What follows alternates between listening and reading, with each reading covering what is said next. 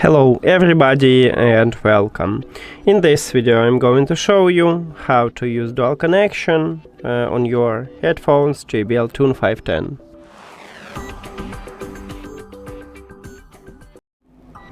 And right here we have a first device what connected with the headphones, and we can see it, the Bluetooth that it connected, and second do not. So now let's connect it to the second device. Open settings and go to the Bluetooth on your second device and then click pair new device at the top. Now you need to locate if your headphones is turned on. It's the most important.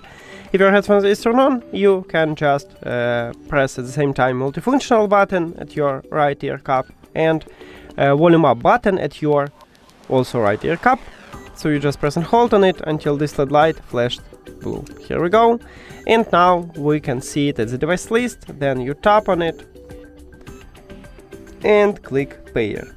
And we just connect it. But if your headphones is turned off, you can also enter pairing mode, but in another way. So let me turn off it. And now your headphones is turned off. You press and hold power button until this LED light flashed blue.